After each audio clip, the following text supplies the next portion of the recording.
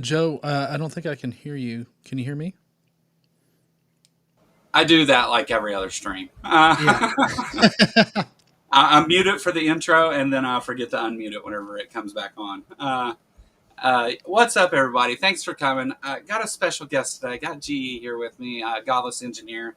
Um, I've I of course can tell you where to find him, but I would say there'd probably be more people that show up here that don't know who I am than don't know who you are. Uh, so we'll get there. But we got a few minutes while people are coming in. Hey, Seth and Caitlin and poor Claire and anybody else that's watching. I'll try to catch you guys and say hi in the chat as we go. Uh, uh, I came across some really interesting stuff the other night about, well, it wasn't actually about the mythicist position. It was more, it, I took it there. And it wasn't meant to go there. But I also have a background in computer science, and Hmm. I know that you do as well, and or at least do some software stuff, and so I thought you may find applying some network theory stuff to Jesus. And we'll get there in a minute, but it's actually quite interesting. Uh, the Veritasium released a video here in the last week, and it was talking about the small world problem, the six everybody's within 6 degrees of Kevin Bacon top thing. Right. Um, well, you can do that historically too, but for each, not necessarily generation, but every so large a gap back you go, you're adding an extra step, so you get more like 12 or 15 steps to some historical figure, whoever it may be. And Right. I know that immediately that's problematic because there's a lot of unknown people that wrote things and did things and all that. So it's not a perfect thing, and it's not about like, oh, the math works and proves Jesus doesn't exist. It's not one of those things, but it's interesting. And then I argued with AI back and forth for a while to get some sources that I could go and learn a little bit more about it and stuff. And I was just interested. Um, and I was like, hey, you know who talks about that stuff a lot that I'm familiar with and would find this maybe a little bit interesting? I know the guy. But anyway, how you been since the protest? That's the last time we really talked. Yeah, I mean, been pretty good. Just I'm furloughed right now, so like I'm not doing much, but I'm just steadily working like on all the social media stuff, trying to get some TikTok like conversations that I've had over there on TikTok edited up and put up on my channel so I can put that in the rotation.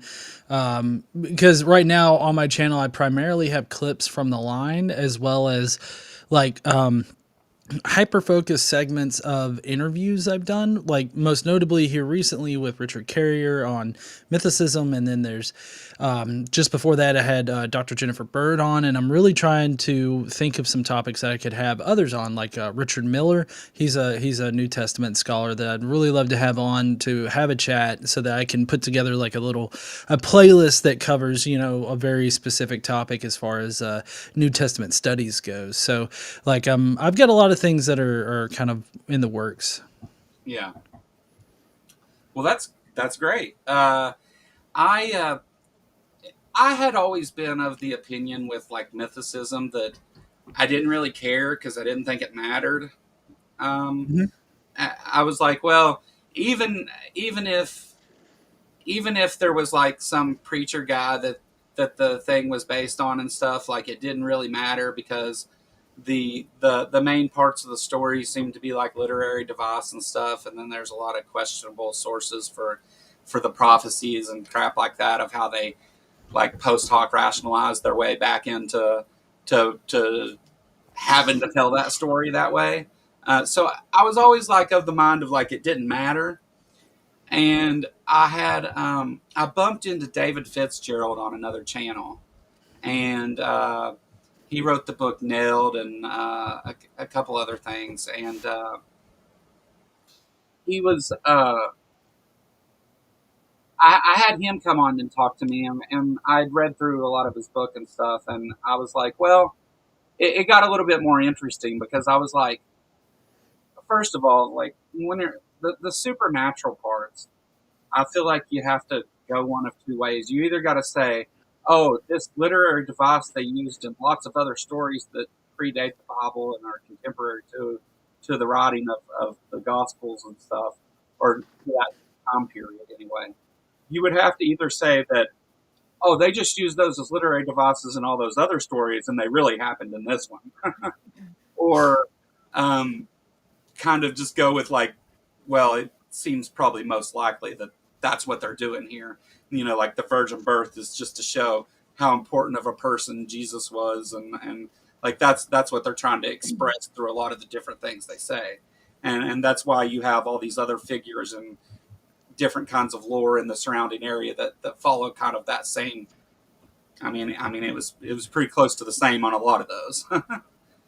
Well, I would say the virgin birth is it is necessary for their understanding of how sin propagates and like what constitutes a sin, because it's, you know, the act of procreation essentially is what kind of transfers sin. And Paul had this understanding due to the Old Testament that like sin was, I guess, passed through women, or like women were somehow the gateway to sin.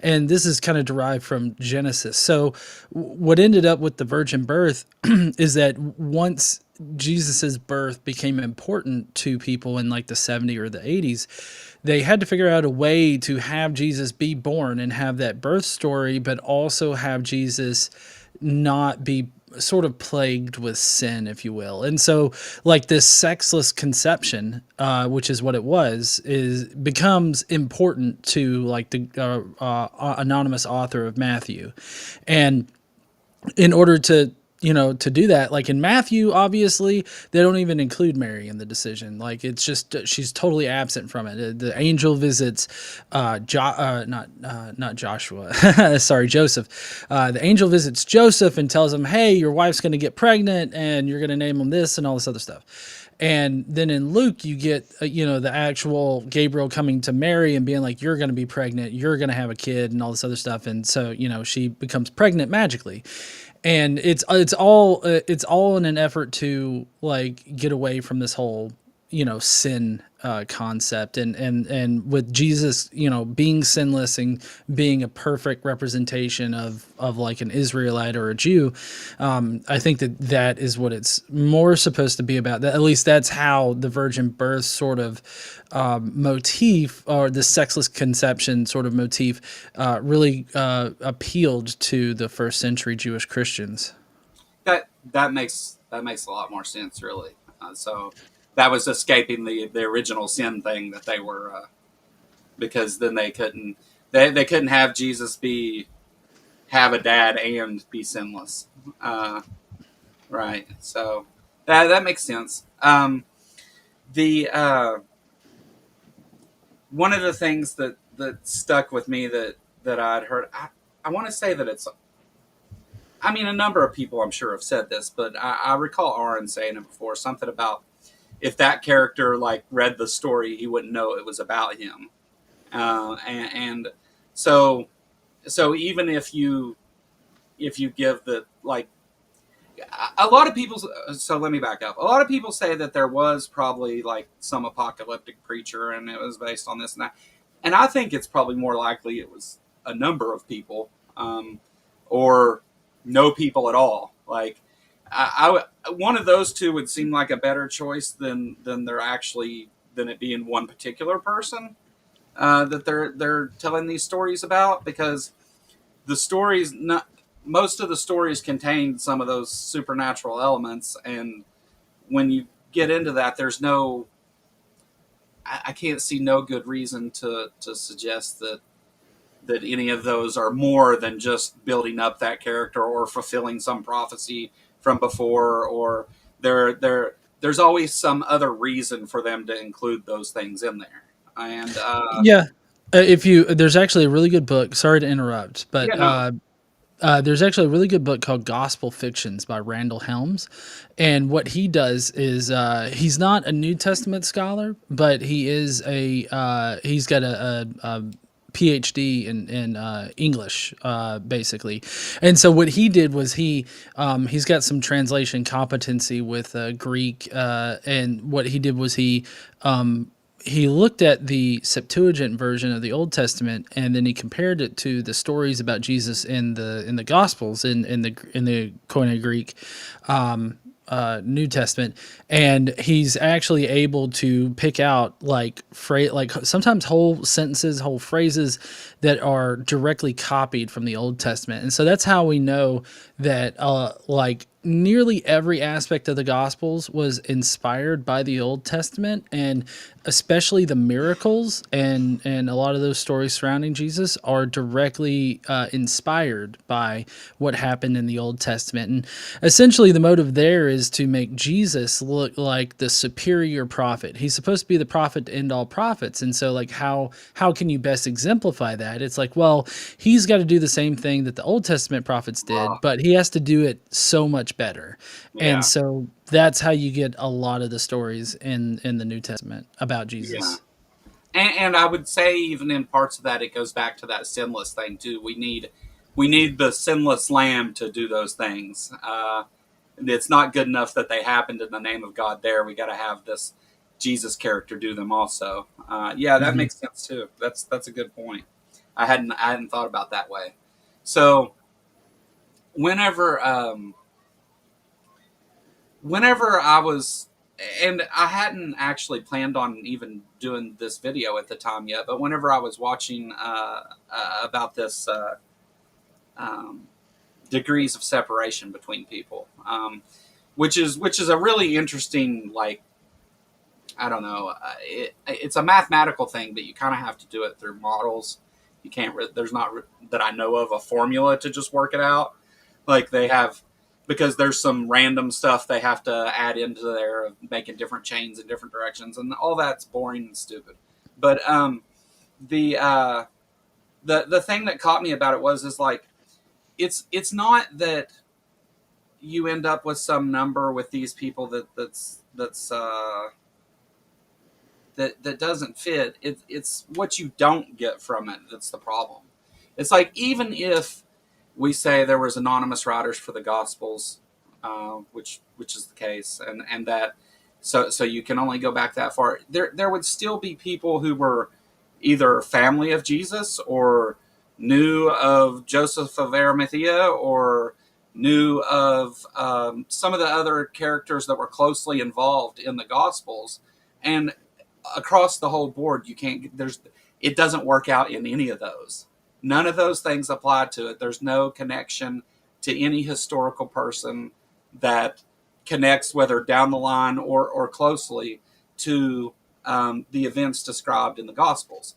And that's even taken away the supernatural things. We can throw all those out from the very beginning, and you still don't get anywhere close to it. And you should be able to, by the way that works, you should be able to find somebody within a couple dozen steps at most. But going back to like the first century, you can get there in a dozen steps, even going back through history. And so the fact that you can't tie anyone to anyone that's in those stories or anything that happened or any fact that's laid out in the Gospels whatsoever, other than actual places that we know exist, like, but that's the literary framing of the time was done that way. Like you set things in a place that existed, and you expanded from there on what you needed the story to be. So the fact that you can't find anybody at all throughout history that ties to it is, to me, very telling of it. It's not a positive confirmation of something, but it's the lack of information where there should be. Um, the I had an argument about some of the writings of like Tacitus and stuff like that, which to Hmm. my understanding um, were at least questionable to the point you were like, I'm not so sure about if this thing was added later, because there's a lot of that throughout it, where like Christianity and the church has added things into stuff later on. Um, so all Well, of for so yeah, go ahead. sorry. Well, I was just gonna say specifically for Tacitus, there is a pretty solid argument to be made that the part that seems to be indicative of like the Christian faith, where it talks about Pilate and all this other stuff, that there's actually a really good argument that that can be taken out in Tacitus. But as far as like the rest of it, like for one thing, it doesn't actually mention Christ in Tacitus. It mentions Chrestus, and Chrestus was an actual name at the time, whereas Christ is more like a title in that particular area, and especially in reference to like anything in Judaism. If you're going to be using Christ there, that's going to have a very specific meaning, and so I feel like you got to work within the context of where those words appear. So and we've also got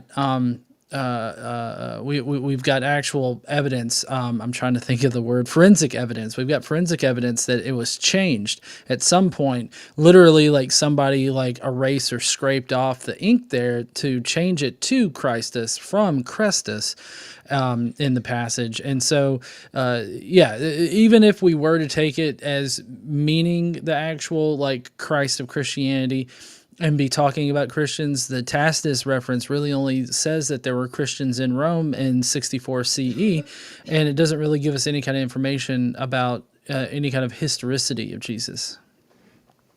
Right, right. Well, at the same time, you have the Catholic Church creating all of these. What do they call them? The foreskin and the wood from the cross, and all, you have them creating all these holy relics. That's what I'm looking for, and so and at the time, of course, they didn't realize that we'll be able to test later some of the different things about that. And we'll have more information to say. Well, we don't know where that possibly where that came from, but it doesn't seem to be what they say it is. So I think that it kind of follows with that a lot as far as that goes. Like, I mean, if they're creating some of these other holy relics, then obviously they can change what some documents that the church already has possession of says. Well, yeah, they also just didn't preserve other pieces of work that we only have references to now, like Celsus's work that Origen responded to. We've only got Origen's response to it. We don't actually have Celsus's actual writing, so we have to assume that Origen is truthfully regurgitating what Celsus said. But even so, there are direct pieces of evidence of the church actually removing documents from history with surgical precision. There's I forget which. I think it may have been a Josephus text, or it could have been another historian at that time. But they had a book that covered the exact period that Jesus would have appeared in, but that we're actually missing the exact time period in that historical record. In particular, we're missing the time period that Jesus would have popped up in, and it's really kind of convenient that we're only missing that section from that historical record. We're not missing any other parts of it. It's just that section that would have reported Jesus. Yeah, yeah, that's convenient for him, isn't it? The whenever I always found it really intriguing too that there's supposed to, and I understand that scholars and stuff mostly consider Paul to be like the one of the more reputable books that's in there, and obviously there's some problems with some of the things that are attributed to Paul too, but with Paul, you get the part where he's like, well, these people told me this, and this person told me, and it's supposedly some eyewitnesses told him, but you don't get any eyewitness accounts of it, which is bad. But then whenever it's like throughout history, there's no there's nobody that ever comes out with that though, like that we know of course, right?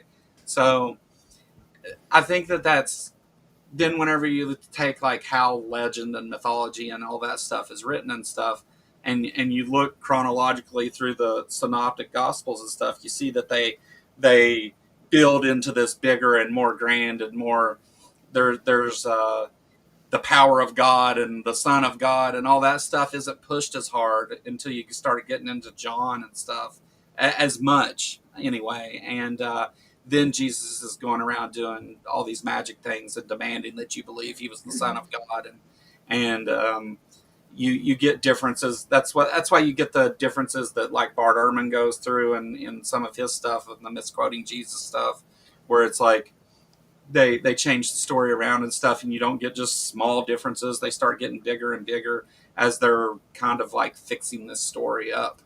I mean, that's what it looks like to me anyway, and not just because I'm biased. I've always thought that was weird. Even when I was a believer, I thought it was strange. Like, why does this say something different than that one does? But it's not very trustworthy. Um, Well, but yeah, I always say that we just don't have good historical methodology to discern between fact and fiction in the Gospels, and that's why the Gospels aren't all that reliable. I actually considered Paul's epistles, the six that we know somebody named Paul wrote, and essentially was recording his ideas about Christian theology. Those I think are probably going to be your best bet as far as like evidence for Jesus. But the passages that seem to indicate that Jesus was somehow a historical person, they're all really vague and they don't directly state that he was a historical person. And I think that there's better argumentation that he was mentioning Jesus as purely a celestial figure rather than a historical person. sure, yeah, no, I would say that makes sense too. Um, I don't I don't find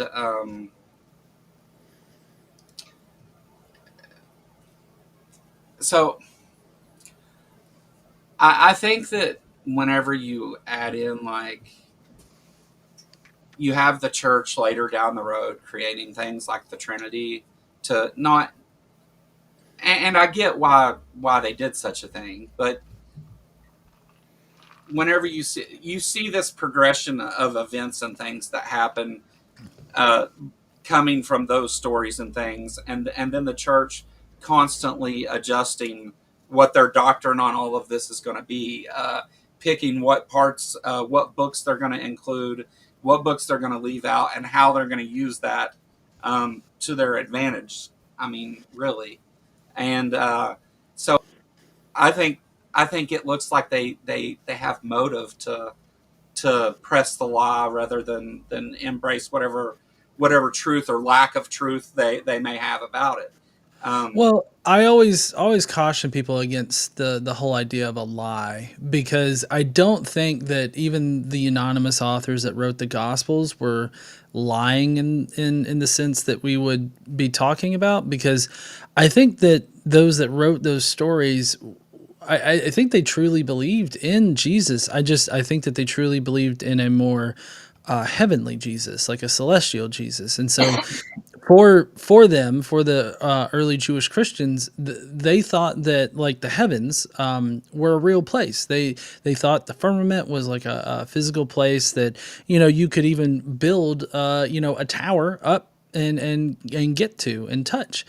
And so they thought of the celestial plane as more attainable, like more physical, more closely located to the earth. I mean, just starting at the firmament and going up, they thought that it was a physical place that you could actually go to. And so when at least for me as a minimal mythicist, when I say that Jesus was celestial, I don't mean that he was spiritual in the same sense that we understand spiritual now.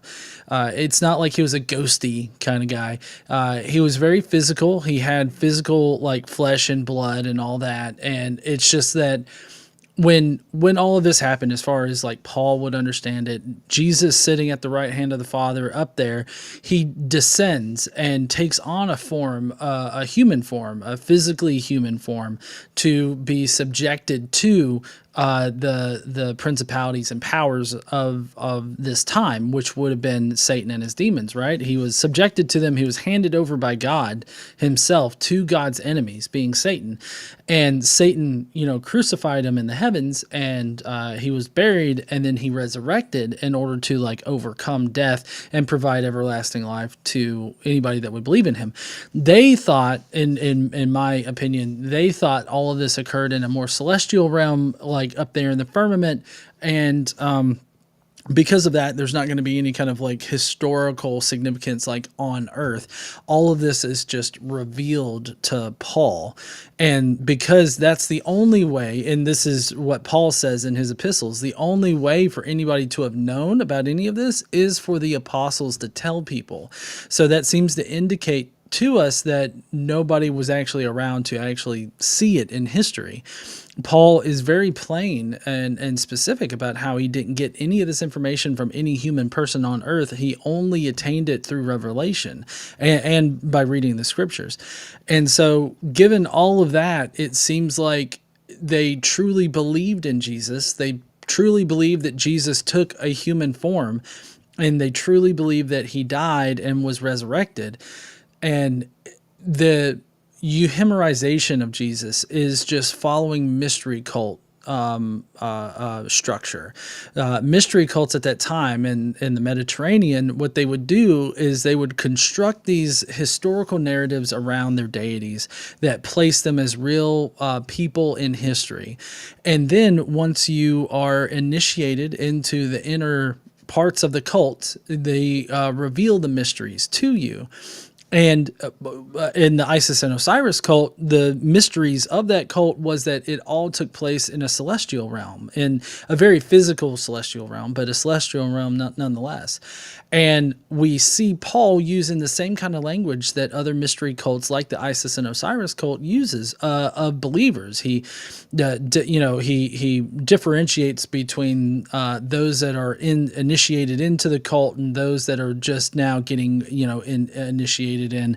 He speaks of mysteries. They even have in Mark, Jesus explains why the parables are confusing to the outside world, but to the inside, to those that are initiated, the truth of the parable is revealed to them and explained to them. And so, like, that's basically laying out how this early mystery cult of Christianity actually structured its information.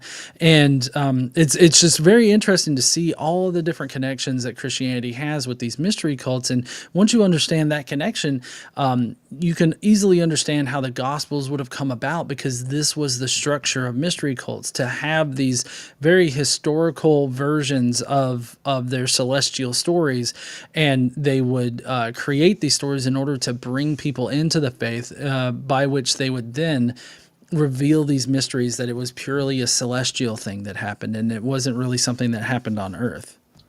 Yeah. Yeah, and lie was probably the wrong word to use. Because I do think that they definitely believed that these things were true. Um, I guess what I mean is that there were certain aspects of the Messiah and Jesus as Christ that had to be there. They had to be present in that story for those things to happen.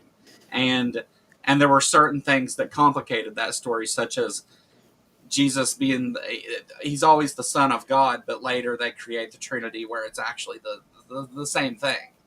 Um, they had to do those things because uh, the stories and what they have of Jesus up until that point doesn't doesn't match closely enough with the stuff, so they had to have happened if it's true that he was really that Messiah.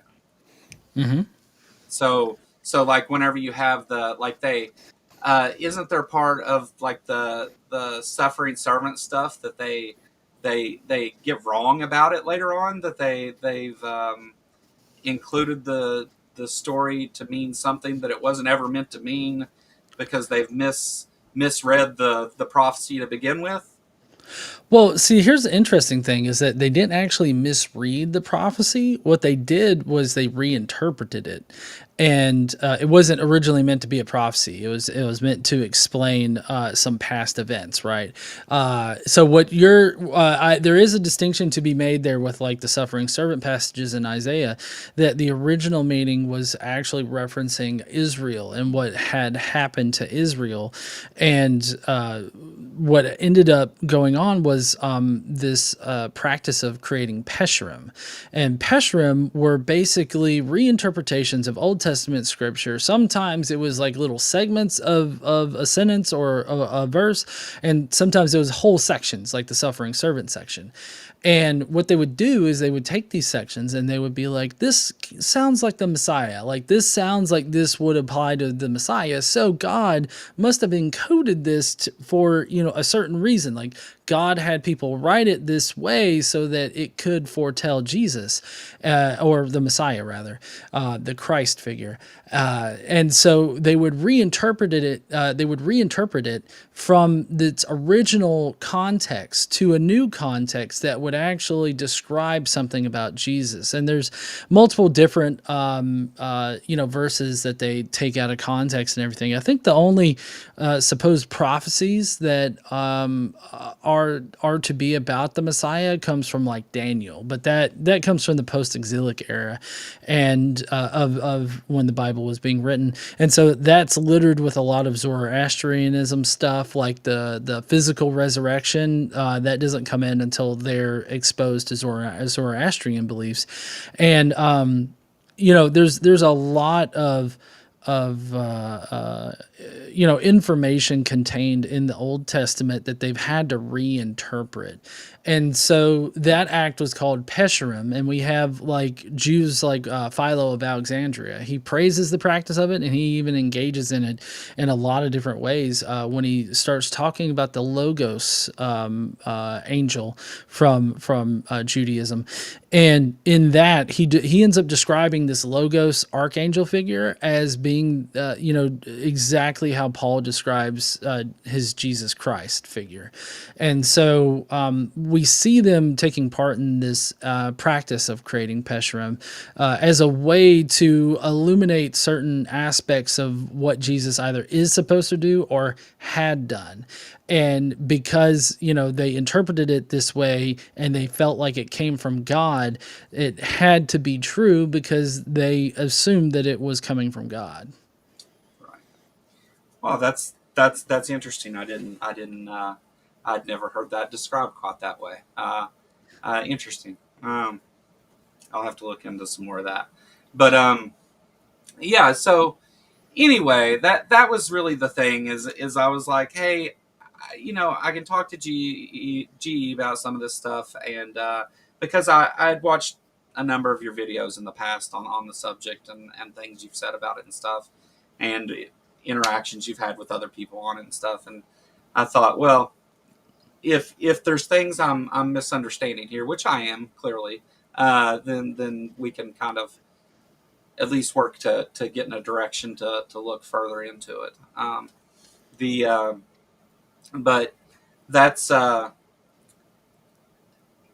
it's one of those subjects that I'm familiar with a number of the things to it, but there's still a lot of stuff because there's, of course, a lot of stuff. You've got 2,000 years of people writing and saying different things and stuff, and interpreting those things differently. The Bible itself. So, yeah. But so you have you've been a host on the line for quite a while now, right? Like Yeah. I you've been mean, doing. I remember brainstorming with Jimmy to get the name. So yeah. I mean, I think I feel like I've been there since the beginning, at least trying to help out, with it. And it's, I haven't consistently been able to host, but I've hosted pretty consistently there for the past, 2 years or so. Well, I mean, I recall seeing you since the beginning over there, and I know that a number of people that I've done content and collaborated with in different ways and stuff. Yeah, you've taken calls with and stuff on the line and stuff, and I've watched a lot of that stuff too, and that's always fun. So we'll give you a line top question that I'm sure you've never been asked here. Why do you hate God, GE? Why? He's a dick. Yeah. um, yeah. No, sorry. I had to squeeze that in somewhere. I wanted to ask. The it's one of those stupid things that comes up often. And you you have patience with people that I think some like you have patience with people when they're not being dishonest assholes anyway. Like, um, Yeah. I yeah, would say that's accurate. Like whenever I can, well, whenever I can tell someone's starting to be dishonest or that pedantic in a way that seems disingenuous, that starts to really grate on me, and I do lose my patience on occasion, but I've done a lot of work to try to rein that in and remain really calm and even. Sometimes that doesn't work out. I will say that I've been told that my facial expressions are the loudest, actually, like what, because like I might remain even keeled and everything like that, but my face is screaming in pain like a lot of the times. I do that. I've had people tell me that about a couple of debates that I did. They're like, "Yeah, you're doing good. You need to stop making all those faces while they're talking." And I'd be like, "Well, I can't help it. I'm just like, it's hard for me to not react sometimes." um, I agree. Especially because I talk to a lot of creationists and stuff, right? So, um, while having conversations about the Gospels and how they were interpreted and how they were written and all those things, there's a historically significant aspect to that that's valuable, no matter what you believe about the Bible. You have historical writings from a time period. Maybe you don't know who wrote them, but you still know about the time they were written, and they tell a story that was a major part of belief in that part of the world and stuff, and important stuff. Like, even not even if you don't believe any of the stuff that's in it. Um, on the other hand, you have like creationism, which gets way further over into like just making stuff up. I mean, for lack of a better term. um, and the Ken Hams and Ken Hovens and stuff. So a lot of times it's hard for me. Like, they'll say something, and I'll be like, "Wow, that is that I you know you've surprised me yet again with your just." I don't want to use. I'm trying to be careful what words I use here. You've surprised me again with your ability to just accept whatever things you want and throw out the rest, and like just to be so unaware of the world around you and the things that people have corrected you on like a number of times, like, no, that's not how thermodynamics works, please stop saying it. Like those kind of things like that. So I'm used to a lot of that, which I have to say doesn't require so much study of things.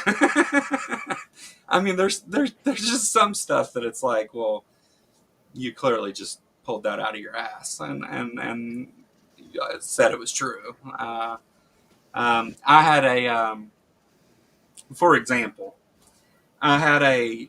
It was supposed to be a debate. It ended up being me just cussing this guy for 20 minutes.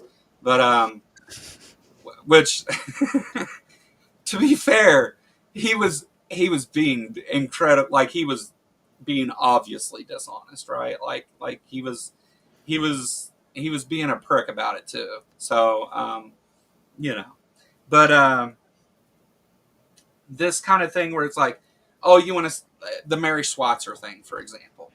This is Hmm. one of those things that pisses me off to no end, because it's like, you want to say, well, Mary Schlotzer's work and refer to it and all this stuff, and then I'm going to play a video of her saying, well, creationists are taking the things I did. That's not what I was saying. That's not right. They are incorrect. They're misrepresenting my work, and I wish they would stop. We're going to play a video of her saying that in response to you misusing her work, and then you're going to try and say that that source still supports the stupid position that you tried to put forward in the first place. And it's like, okay, I'll correct that the first 3 times that you keep doing it, and I'll just keep playing her little clip of her saying, no, they're full of crap. And so I appreciate the areas of talk where there's actually a lot of study and stuff that goes into it, and I can tell that you have spent a lot of time on this particular subject. So that's what I was driving at anyway. I ramble. You'll have to forgive me. You're fine. But yeah, so sorry. There's people working on the roof, and there's been a lot of noises. But the creationist thing, I noticed that for quite a while there wasn't a lot of engaging with creationism. Well, I mean, it happened if they called. I'm not saying like you guys didn't take calls from those people. There wasn't a lot of them calling in. And then whenever you had like Gutsick Gibb and Erica get involved and stuff, that really stirs up the creationists, because she's went and made all of them look quite silly a number of times. And so it's fun to see some of that stuff come into it. And Yeah, honestly, with the creationism stuff coming in on the line, I am quite proficient in that area. Obviously, not as proficient as Erica or Forrest, but they all have arguments that are rather simple and don't make sense. So it's like, yeah, I've always appreciated the more the calls that are more about like, well, I know the Bible is true because of this reason, and I guess I just have a firmer grasp on the historical reliability aspect of like the New Testament or the Old Testament or anything like that. well, right, because for a long time, and that's what I was getting towards. For a long time, the arguments were about, well, they have all these eyewitnesses, and and we have all these extra biblical sources that confirm these things. That was a lot of the arguments from apologists for a long time, and they started to incorporate this philosophy bro stuff that comes up every now and then. Not everybody who makes a philosophical argument is doing so in that way, but I think you know what I mean, right? Like the ones that come in and just want to like try and throw big words at you, and they don't know what the hell they're talking about, and they attempt to make these purely philosophical arguments when philosophy doesn't work that way, really. Not in the way they're trying to use it anyway, by itself, I guess. Mm-hmm. And so I think it's interesting to see how that's moved over time, and how the arguments, they're the same arguments for the most part. I mean, those aren't really changing too much. They have one book to go on. It's only so big. There's only so much crap they're going to be able to pull out of there and throw back at you. But so they've started to get into this philosophy thing, and I feel like it's not that their arguments are actually on the same level as creationists. I feel like, as far as like, they're just coming up with whatever, like just pulling whatever out of thin air to make it make sense. And but there seems to be a more I don't want to say nefarious, but like the way apologetics has went into this, like, we're not going to argue the things that we have. Instead, we're going to bring up these whole other things in an attempt to like confuse people and talk over people and like they make it more complex unnecessarily than it needs to Hmm. be, and Yeah. it's kind of gross. Yeah, yeah, they do. They have to make it more complex because they've got to make it seem like it's a legitimate explanation, and the best way to make it seem legitimate is if you make it sound complicated. That's why, like philosophers out there, they will always try to wrap up these simple concepts in very wordy language in order to confuse their opponents. And really, when you get down to it, they're saying the same shit just with more words. And I usually try to cut through the bullshit in that particular respect by just restating in the simple terms what they're saying. And they always want to deny, no, that's not what I'm saying, because I'm actually saying this thing over here. I'm like, yeah, that's the exact same shit. You're just using bigger words. You're using $10 words to explain $1 concepts. Yeah, yeah, no, no, exactly. I've seen. I always loved the way Dave Warnock dealt with those things. Was always fun to watch because he would just tell him like, "That's not how you talk to people. Talk to me like a normal person, or shut up."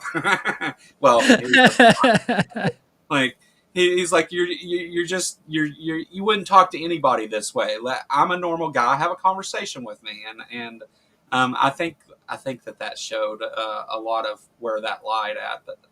Or the I don't know, it's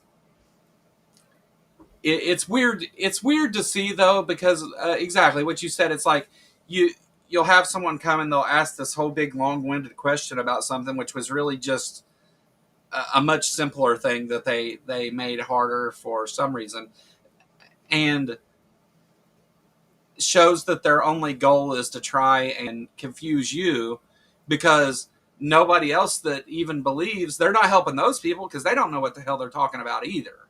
So it seems like there's a bit of that going on with some of those guys. But anyway, uh, I think something else that has came up lately, and that I think a lot of creators in the atheist community has had to spend some time on is, and I don't want to, I mean, we can, I don't care, but the idea here isn't to go into a big bunch of political stuff, but there's Mhm. been this like, do you think that some of the political arguments and the political positions to me have the same feel as the apologetic arguments and things? Um, like they're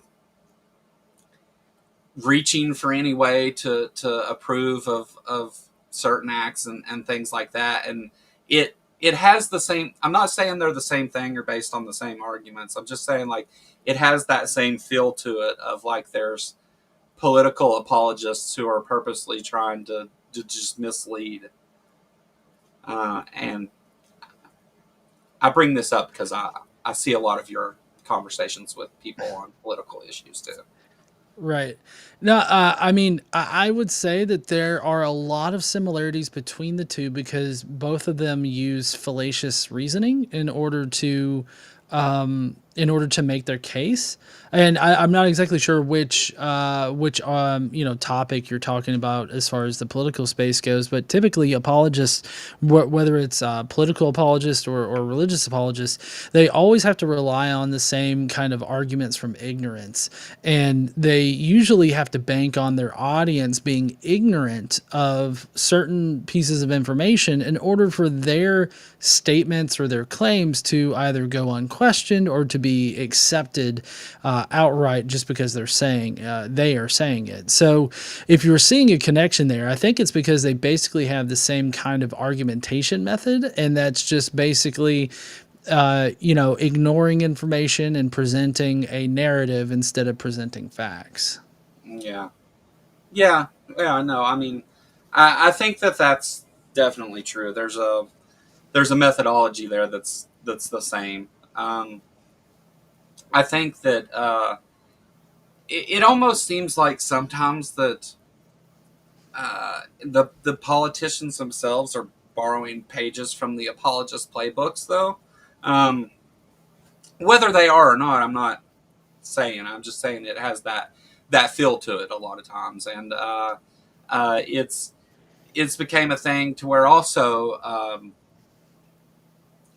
a big thing among atheist spaces is freedom from religion and not having that forced on people and everything else. And it seems like that um, now, because you have things like a number of people in this space who are facing the government wants to say people don't exist, and they want to cause harm to people in a number of ways and stuff, that it starts getting that feel to it. And a lot of times they work hand in hand with it and will use religious arguments to make those political points. And Yeah, that yeah. They like to Christian nationalists in general. They like to use religion and specifically Christianity as a shield to cover for their actual agendas. Because if they can use God as a shield so that they can be unquestioned or something like that, or for people to be like, "Oh shit, God said that, really?" And so then they refuse to engage in that or question it, and so they essentially use religion as a shield to push their agendas. yeah. Yeah, no, I think that's it a lot. Sorry, Dade, I missed this a minute ago. I seen it go by and it slipped my mind. I was thinking about something else. But Dade Murphy sent us a $2 super chat. Rock hard for Doug. Thanks, Dade. I appreciate it. Um, I don't. I don't know if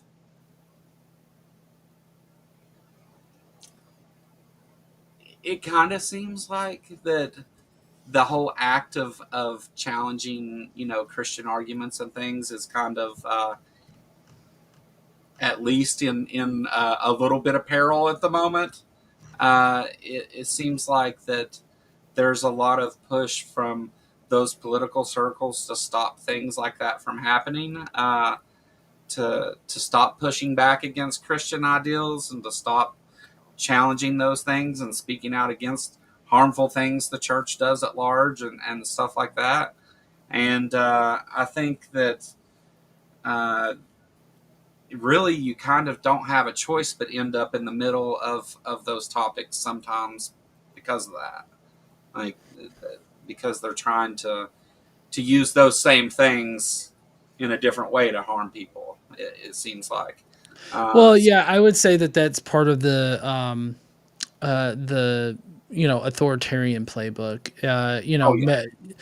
Basically convincing people to not that it's not in their best interest to question what the Almighty God is saying and all this other stuff. It just it's shoring up basically their position, their shield, that helps hide their true intents. And I think that if they can convince people to stop asking questions and to just listen and believe, that's going to be the best option for them. Because if people actually critically thought about what's happening right now, then they definitely wouldn't support them. Like, if the Republicans right now, if the conservatives, if they would understand how the Democrats on the Hill are trying to protect them from being gouged in their health insurance, I think they would all support what the Democrats are doing. And, there was a really good example by Senator Warnock from Georgia.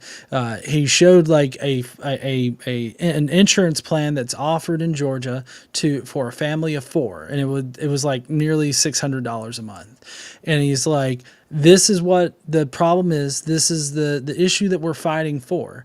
And then he switches sides, and the background image is, one is the 2025 rate, and then there's the 2026 rate. And the 2026 rate, if they pass this continuing resolution that they've got up for a vote right now, it's actually over $2,000 is what they would have to pay for health insurance.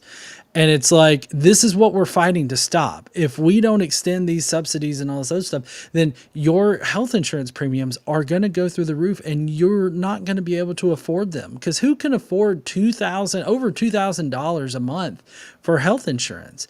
And that's just for the lowest plan that they got. So that still has like, the amount that you have to pay before they start covering it and all this other shit.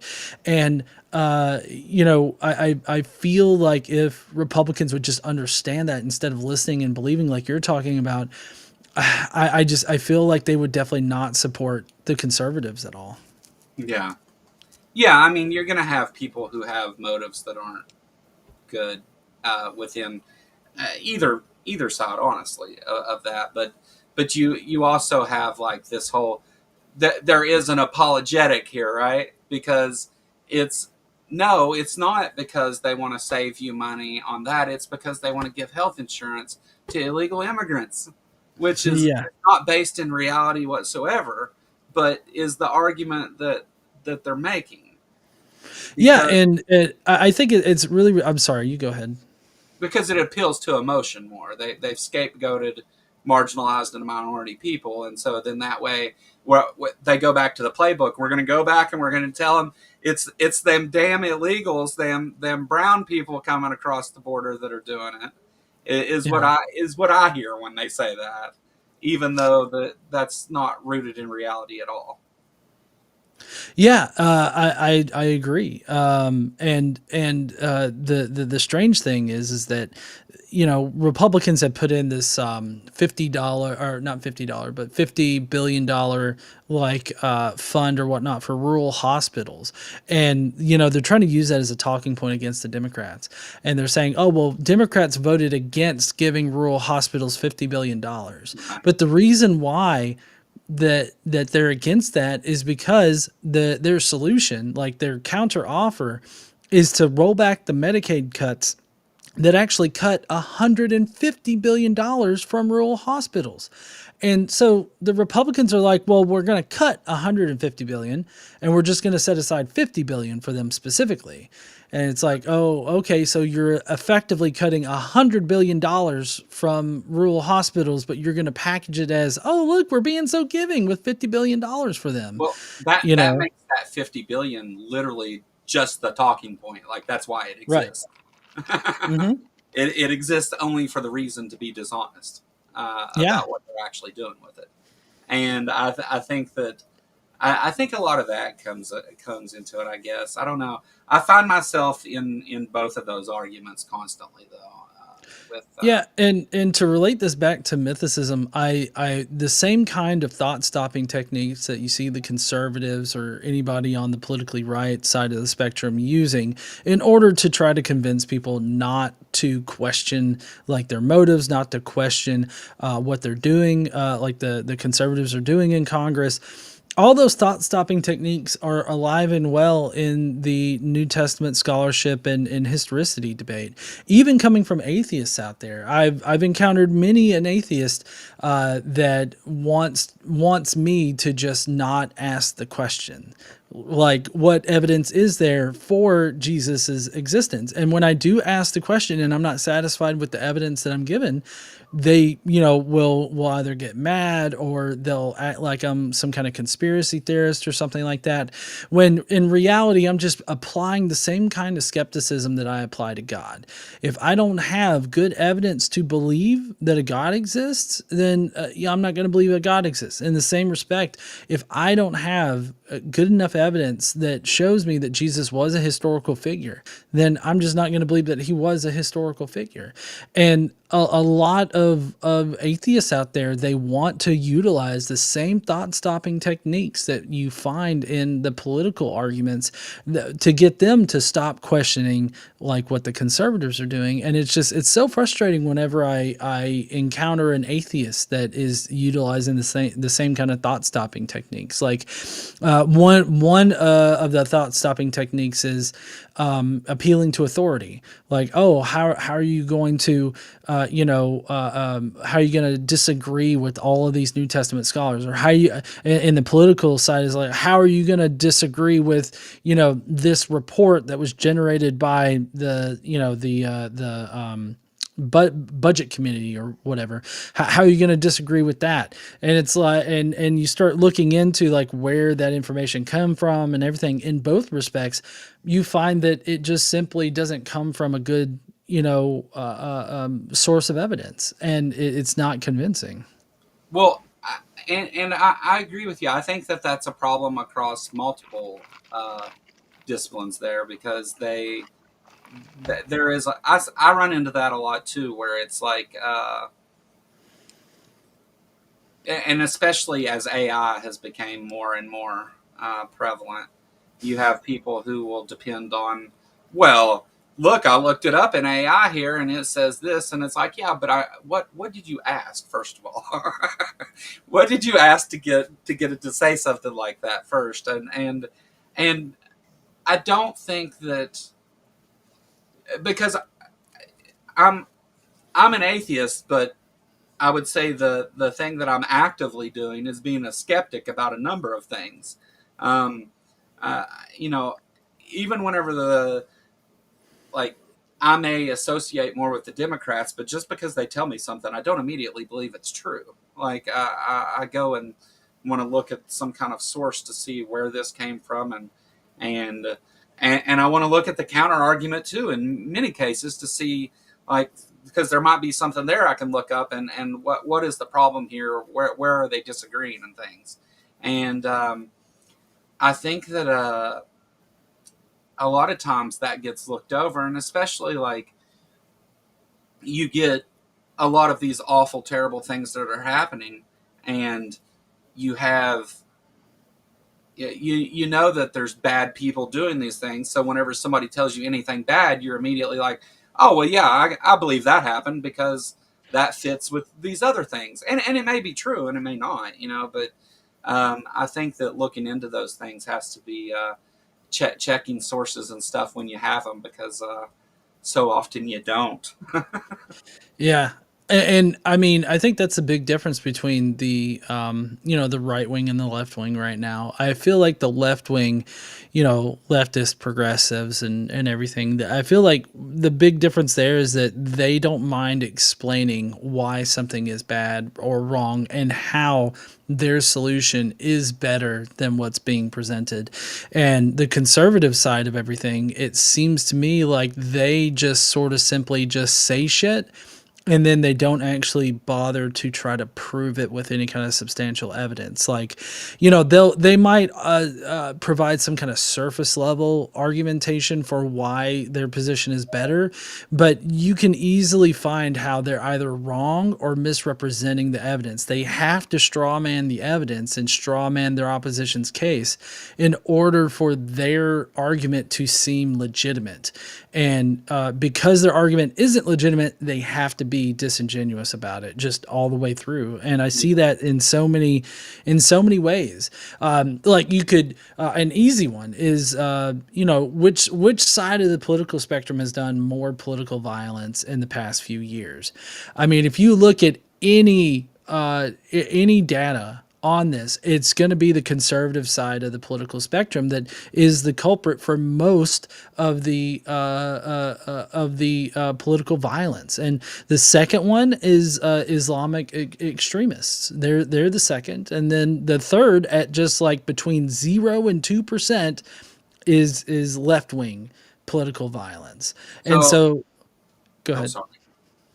Well, I actually pulled some of these stats the other day for a conversation that I was having, and the source that I used, which seemed to be close to others, was Cato Institute, Hmm. uh, who said that 54% of political violence in the United States was right wing, and then um, Islamic and left wing groups were within a couple of points of each other within the margin of error.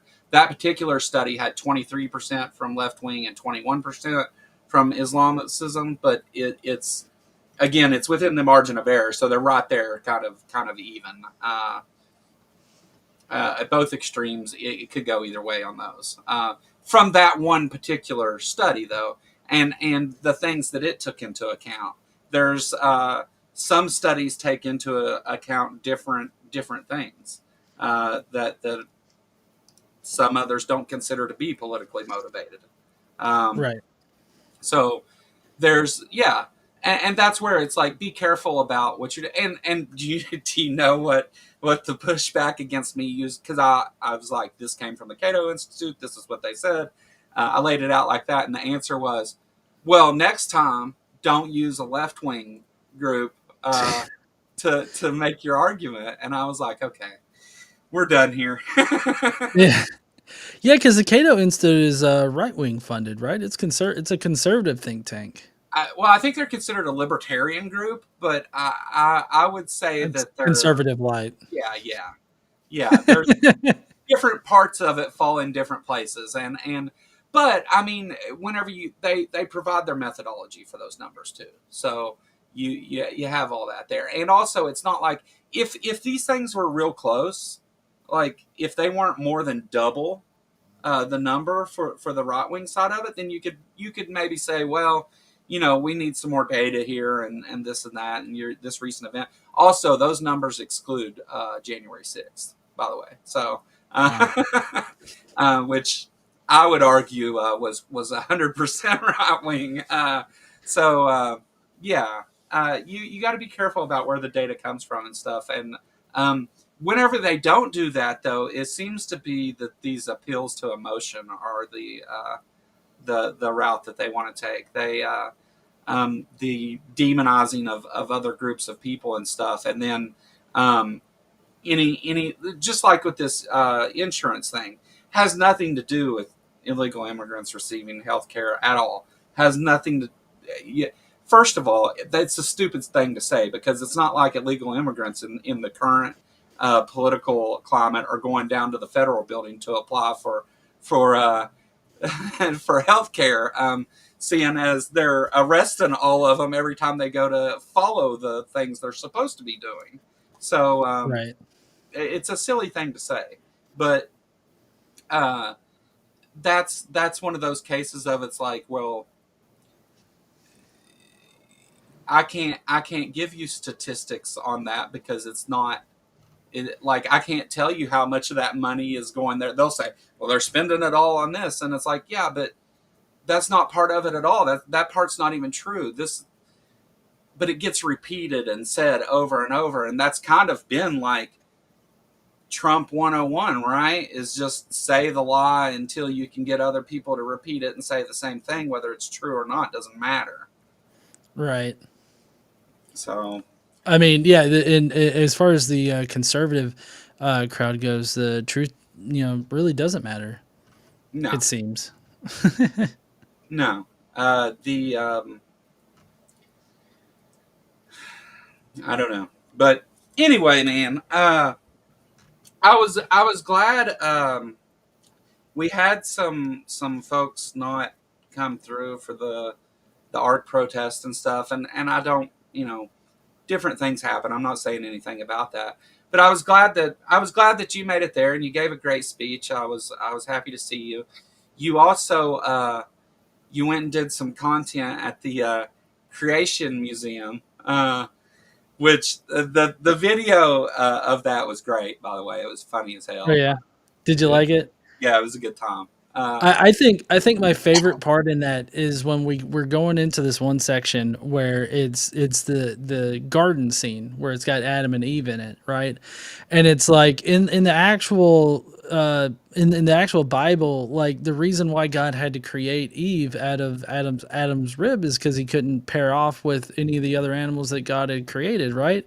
And so I felt a little weird at first going through, because like there was like a bunch of people around, right? So I didn't want to like be all cursing and being my cursing atheistic self, in front of all these people. But I'm just sitting there like, all right, we're gonna go and see what all animals Adam tried to fuck before, and it's like just going through all. I thought that was a pretty fun part right there. Yeah, yeah, no, that was definitely good. The uh, So to be honest, at first, because I knew about the plans to go do that beforehand, and I was like, that's not a good idea. They're gonna take your money and they're gonna throw you out the second they see you trying to make content in there.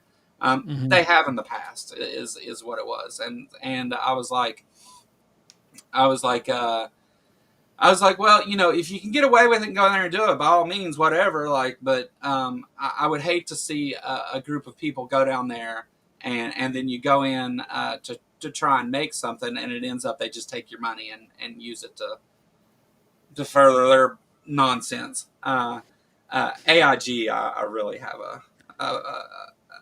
a problem with, but No, yeah, I do too, and I rarely give them money, but it's very obvious. Like I feel like me making that content, hopefully drove people away from going to it, and I hope that I cost them more money than I had to pay in. well, that's what I So was going to say. I was wrong yeah, oh, because yeah. you did a good job of it, and I think that right, you obviously can't just ignore this thing over here, right? And if it happens to be that you have to do some things you wouldn't normally do, like go and get a ticket to go in there and show what these things are, and do it in a way, because I appreciate the fact that you completely made fun of it instead of like we're going to sit and have a serious talk about this flood thing, like that's done and whatever. So I appreciated the way you went about it, and I was my major concern though was is like I didn't. I thought at first I was like, oh well, I didn't think about I have a bunch of people coming to nowhere Kentucky town, and there are things to do here close by, but the only thing they know they're coming here for is the Creation Museum Ark Encounter things that go on here, and don't realize there's a theme park over here and there's stuff to go do. And I hadn't thought through all that quite far enough, and I was wrong about that, is what I'm saying. It definitely worked out good, and I'm glad you did it. Oh yeah, and I mean, like we had that night before get together over at the Heltons, and everything, and it was a fun time. I really enjoyed it, just all of it. What KC? She's actually from kind of close to near around that area, like in the tri-state area. She's kind of from that area a little bit, and so I mean, we always like to go up through that area for different sort of I guess it's food tourism, a little bit of nostalgia from her childhood and everything. So And I it's went to college in Kentucky. yeah, she went to college in Kentucky. Oh, okay, okay, yeah, Yeah, yeah. yeah, she went to UK for a year or two. I went to UK for 3 years, but I Oh, lived three in years. Kentucky for 9 years. Oh, okay, she lived in Kentucky for 9 years, and she went to UK for three, Right on. and Yeah, she I just lived went down back. in Lexington for a period of time too. I love Lexington. Lexington's nice. Yeah. Yeah, yeah. Lexington has a lot of there's a lot of things to do and stuff, and it has like that city feel to it. But at the same time, it's not.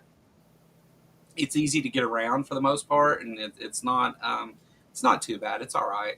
I've had some good times down in Lexington. Lexington's actually closer to me than uh, than the Ark Encounter is to Lexington. Hmm. So um, Are you going to be attending the next year's Ark Encounter protest? yes, yes. Okay. So the way that the way that conversations have went so far is the tri-state freethinkers this past Ark Encounter this year, they they were perfectly fine with me using the stuff they had used in the past to do it, and all that stuff, but they didn't really want to get involved. They didn't want to have to really do much.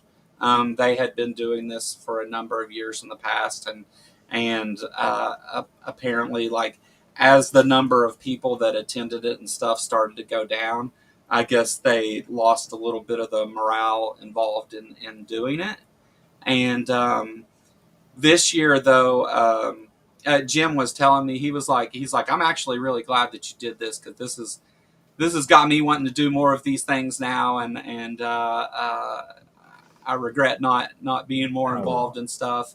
And they wanted to be part. They wanted to do the 10-year one anyway. So Mhm. what they did was, is Jim's like, hey, I've got a lot of different contacts and stuff, and I can definitely help with these different aspects of it and stuff. And you can, as a representative of Tri-State Freethinkers, go and do whatever you do on YouTube, and get people to come and get people to speak and whatever, and we'll work together on it more. And I'm also going to be working on some other stuff with Tri-State Freethinkers too.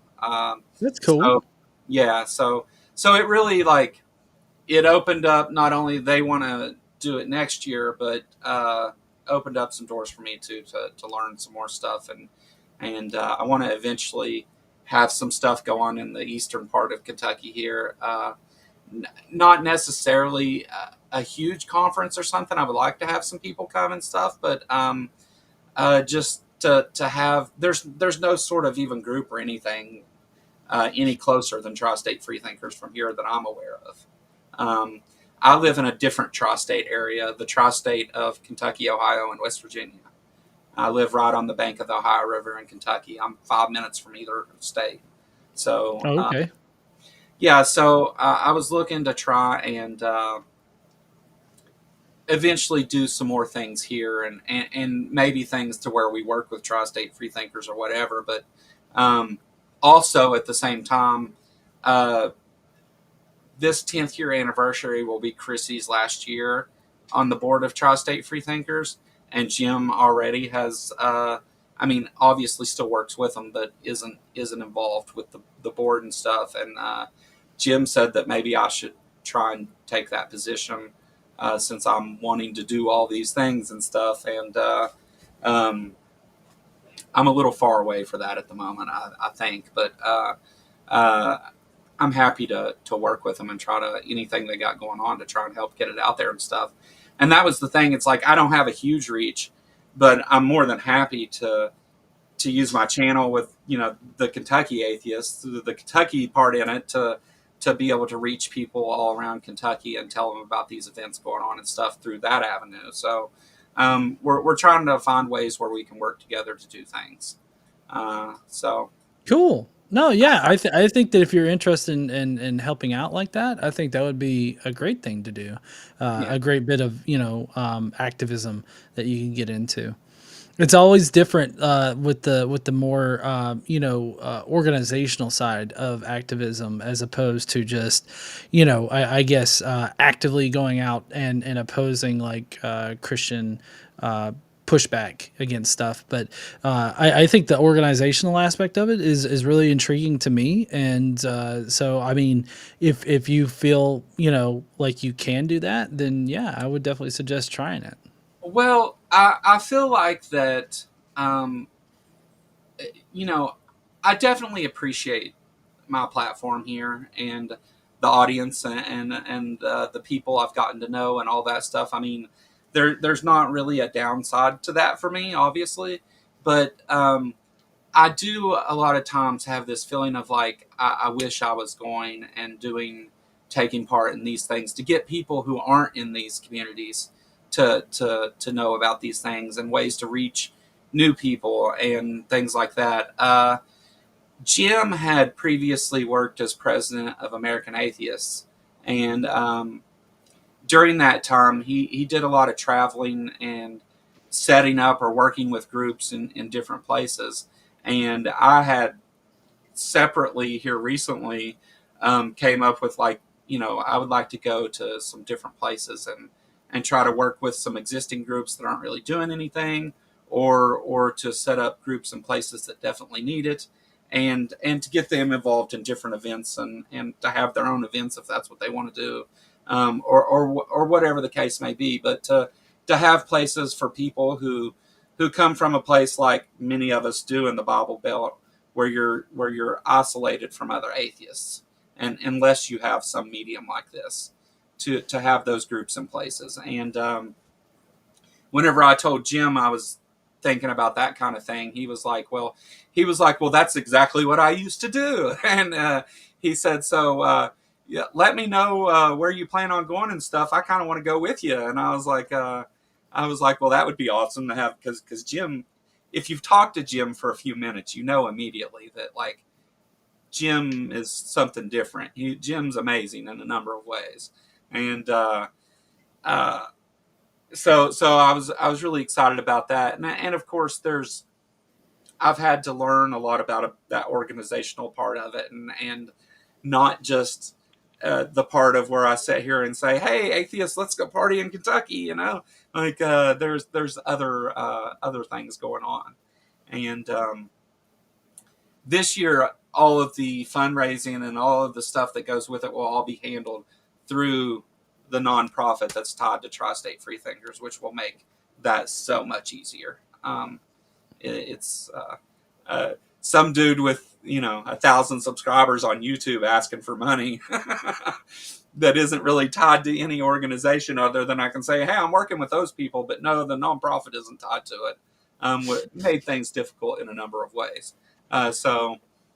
Yeah, but I'm learning a lot of different things, and Jim has. I talk to Jim often. Every time I get on the phone with him, we're on the phone for 2 or 3 hours, and he has mentored me on a number of things. It's been really awesome working on that stuff and meeting those people that take part in activism, but nobody knows who they are. Not nobody, but you know what I mean. Like they're not out Yeah. just making videos and stuff. The video side of like pushing back against Christians and stuff like that, I think that's equally as important. I just think that for me, I would like a more active part in doing things on the ground. Oh yeah, definitely. And I mean, we don't really have a group here in North Alabama anymore. There's one group that was being run, but kind of lost the leader. And so there hasn't really been much movement as far as like an actual group. But I totally support anybody getting involved with like your local atheist organization and helping out with the different ways that you can help out there. So yeah, I totally support that. Yeah. I look forward to seeing what things I can get into in the future. The Ark Encounter protest, I imagine, as in the form that it's been in the past and will be next year, I imagine that'll probably be the last year that it's done that particular way. It will have been 10 years since the place opened, and that'll be 8 of those 10 years protests were held, with the exception of during the pandemic. So Right. they're kind of looking to still have an event related to that. And I suggested maybe the Tri-State Freethinkers is a rather large group. Actually, they have a lot of members, and they're much smaller than they used to be. They used to be up over 5,000 members, but they've shrunk a lot in recent years.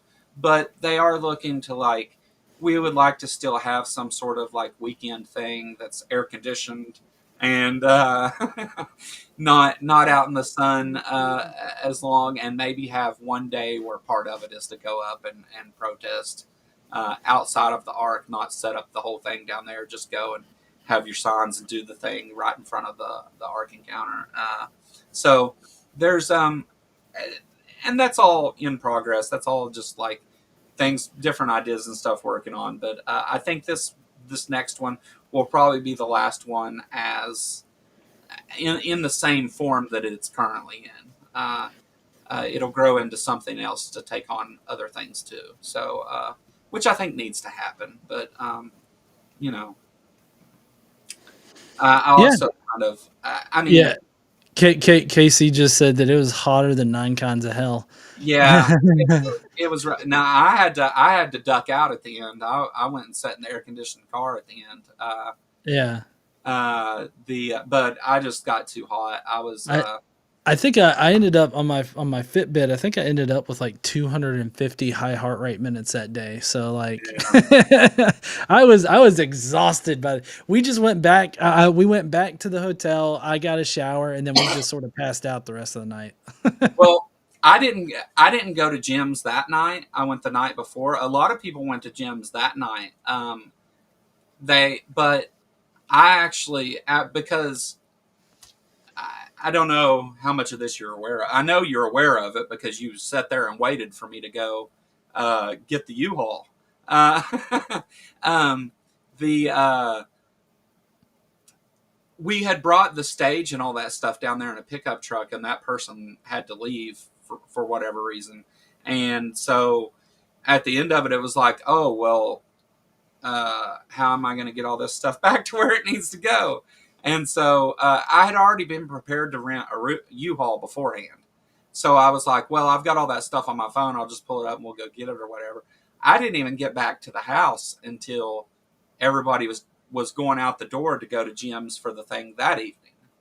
So even though the protest had stopped earlier in the day, I was up there for another.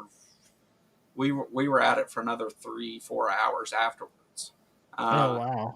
and yeah, it was just hot and a mess. And I understood, like, after all that, um, some of the people who were helping, they got hot too, and were just like, hey, I'm gonna have to set this out here. And I was like, okay, that's cool, whatever. Like, it. I mean, I had it kind of set up in a way to where even if nobody would have came back within a couple hours, I could have broke it all down myself and done it. But I was sitting in the car in front of the air conditioning too, so yeah, we had a little bit of a mess there at the end. Uh, but we eventually got everything back to where it was supposed to be and all that stuff. In fact, the last place I had already been back to Jim's house for another hour before I was there before anybody came that night, and I had left and went back. I was like, I'm going back to the house, and I'm going to smoke a bowl and order a pizza, and I'm done for the day. And that's what happened. But we had a great time, and I wish that some of the lodging and stuff would have been a little more organized. The We ended up at the end, like, there was about, I don't know, it was more than a dozen people that we ended up, like, uh, at least helping partially, if not completely, with lodging and stuff. Everybody that stayed in the Airbnb I rented didn't pay a penny for anything as far as lodging, and that was to get people there. The Which I think the numbers, we ended up a little under 100 people for the protest, and there were some confusing things about time and stuff that I didn't know had went out until I spoke to Casey, actually. And that I didn't know that he said that, and I have no idea where that came from or who said that. But it worked out in the end, I guess. People came and did the thing. The cops got called on us. One of the cops on us. Oh, you think so? Yeah, Kent Hovind or Kent's people. They took a picture from the stop sign. They drove by. They didn't stop.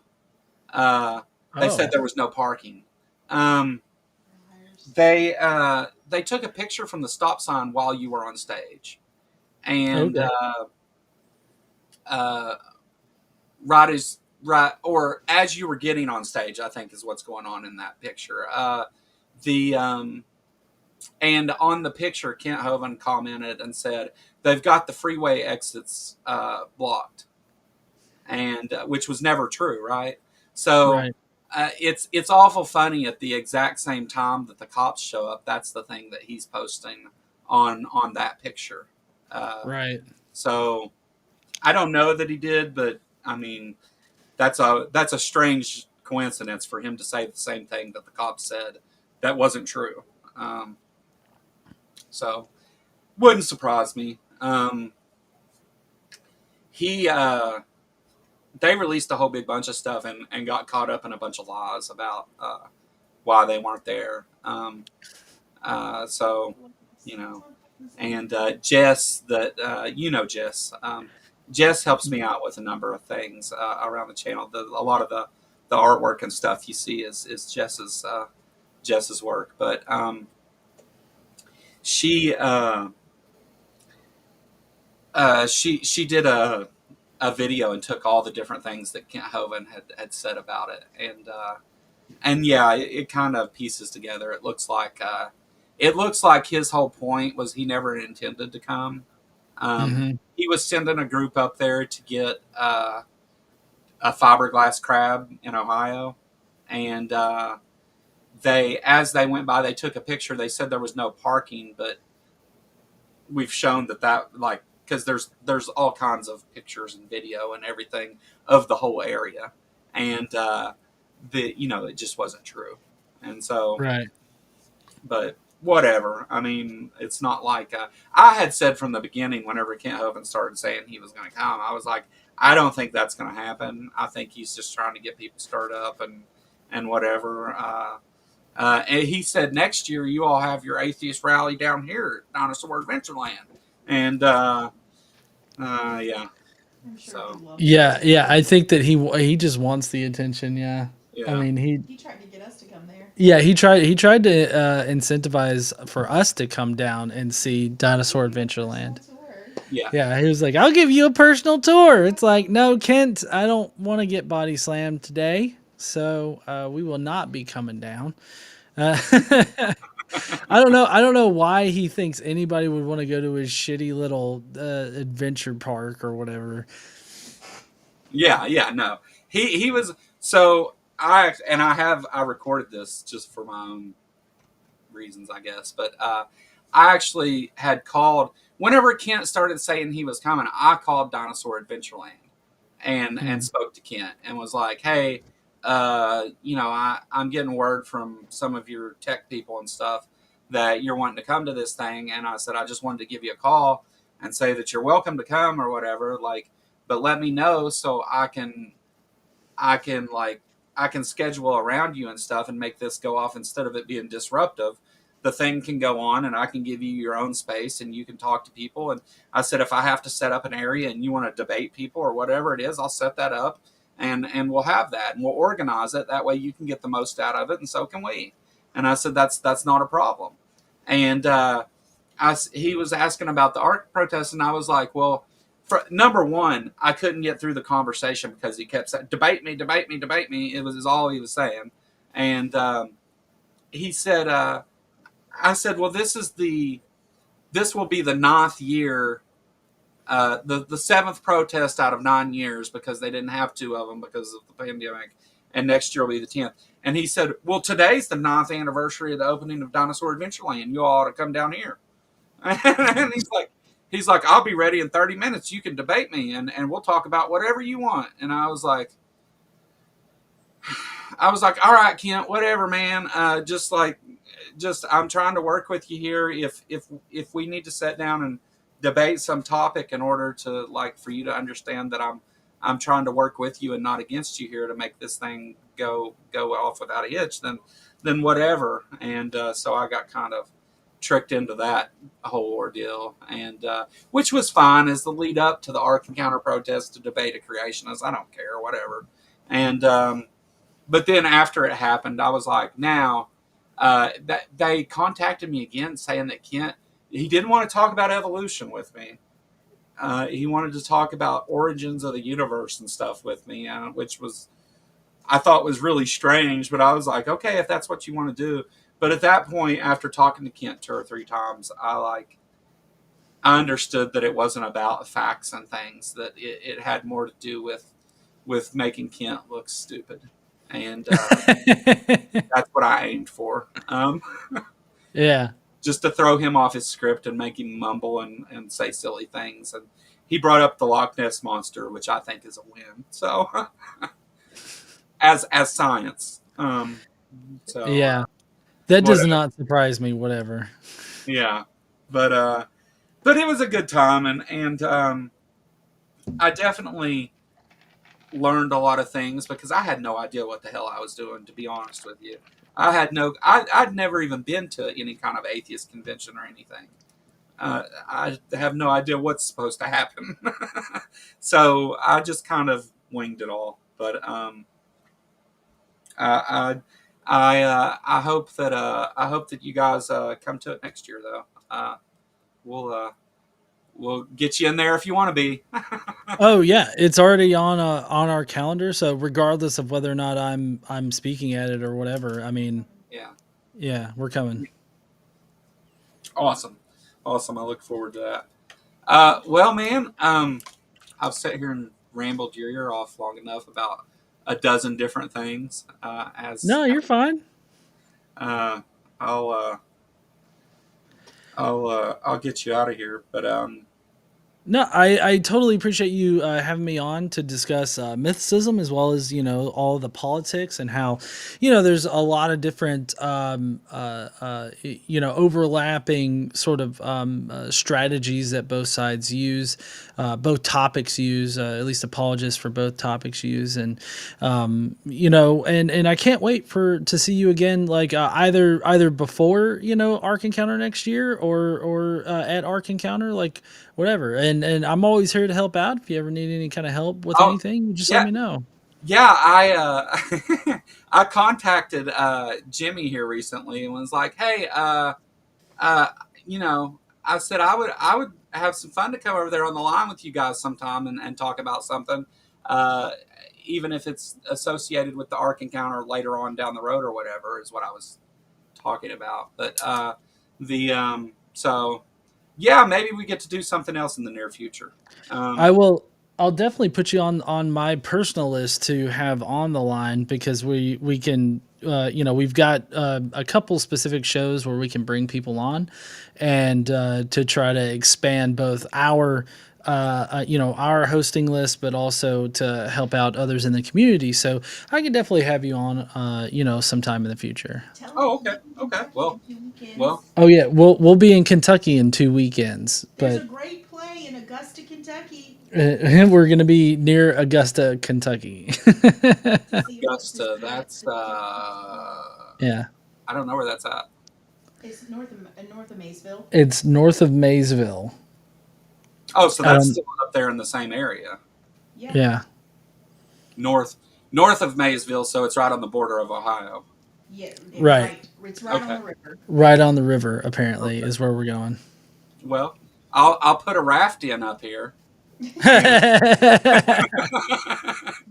not go in the Ohio River. You'll die. Apparently, you'll grow a third eye if you go in the Ohio River, or possibly die.